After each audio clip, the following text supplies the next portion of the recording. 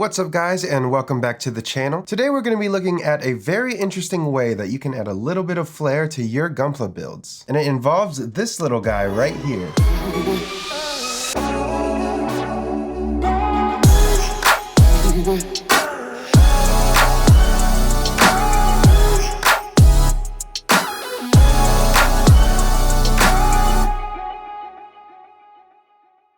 So there are a couple different ways that you can customize your own Gunpla builds. The most common being, of course, panel lining and painting. There's also adding decals, kit bashing, making custom parts. But what we're going to be talking about today is adding LED lighting to your kits. But not just any LED lighting. We're going to take a look at this LK Hobby Induction LED base. So what exactly are induction LEDs? Well, like I said, it involves this little guy right here. Essentially what this is an LED on a very small circuit board paired with a resistor, and on the bottom is an induction coil. So what makes this special exactly as opposed to regularly wiring your LEDs? That's right, these LEDs are completely wireless. So what that means is you can put these pretty much anywhere that they fit without doing any invasive modifications or complicated wiring. Before we talk more about this kit, let's go ahead and talk a little bit more about induction LEDs in general. So how induction LEDs work is very similar to a wireless phone charger if you have one of those. Pretty much there are receivers and transmitters in the form of induction coils. The transmitter creates a magnetic field, which then can be picked up by an induction receiver. After it's picked up by the induction receiver, that can be converted into power fairly easily. But there are a couple drawbacks on that design. If you have a wireless phone charger yourself, you might notice that your phone doesn't always exactly charge if it's not placed on it correctly.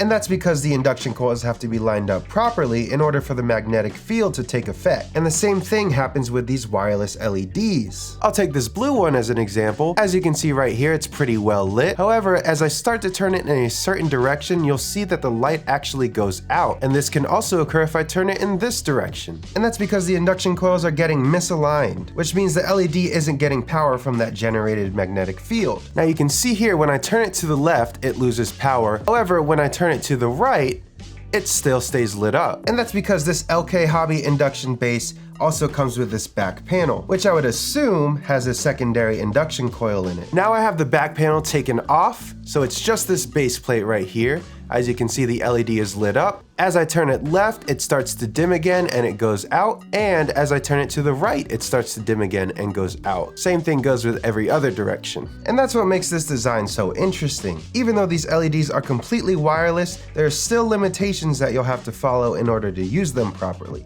And that's what brings us to the review on the LK Hobby Induction LED base. So when I first heard of induction LEDs, especially being used in model kits, it was actually from another Kickstarter campaign for a product called the Crossbase. Now the Crossbase has pretty much the exact same design, however this back panel is not removable. Another big drawback of the Crossbase is that the retail price was $200. With that being said, the LK Hobby induction base is $100. However, that still may be pretty pricey for what you're getting with it. Now inside of the box of the LK Hobby base, you get, of course, the base. There's an included power supply, and you get 14 LEDs, 2 each of 7 different colors. Now I have pictured here 6 of them, so the colors that come included with the kit are orange, blue, white, yellow, purple, green, and red. Now I don't have the red one in here because I do have it in another kit, but like I said, it comes with 2 of each of these. So like I said earlier, with these LEDs, you can pretty much put them anywhere that they fit. You can stick them on with glue or something, maybe even tape, but my personal favorite is to use some poster tack. Now I have right here the eyes of a Figurized Mechanics Haro. I have some LEDs in here, and all I had to do was attach the LED to a little bit of poster tack, place it in the slot that I want it to go in, and then seal it down a little bit with the remainder of the poster tack. And here's what that ends up looking like. So these LEDs are definitely really easy to use, especially if you want to add LEDs to a kit, but you don't feel like cutting away at parts to make room for some wires. Now, like I said, this kit is not cheap. The base with the 14 LEDs comes in at $100, which is a steep price for something like this, and each additional LED is going to be $2.50 each. So it's definitely an interesting gimmick to have, but I wouldn't do all of your builds with these LEDs.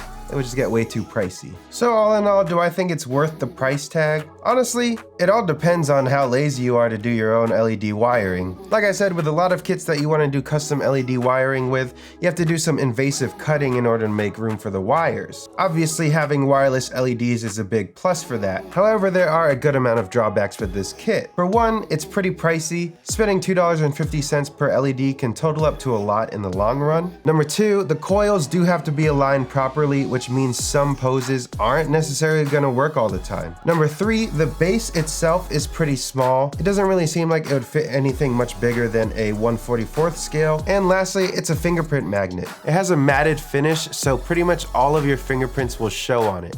But on the pro side, it's a simple solution to use. No wires needed. It effectively works pretty much anywhere in the range of this cube. And in general, this base makes a nice backdrop. If you don't want the LK Hobby logo in your photos, all you have to do is flip it around and you have two matte black surfaces. So anyways, let me know what you guys think in the comments below. Did I waste my money? Or do you have any creative ideas that you think I should try out? Post them down below, as well as any questions you have on this. I'd love to answer them for you. This is a pretty mysterious product, but I like getting these kinds of things to let you guys know whether or not it's worth it. But anyways, if you want a wireless and easy to use solution to lighting your kits up with LEDs, think about getting this kit and start building.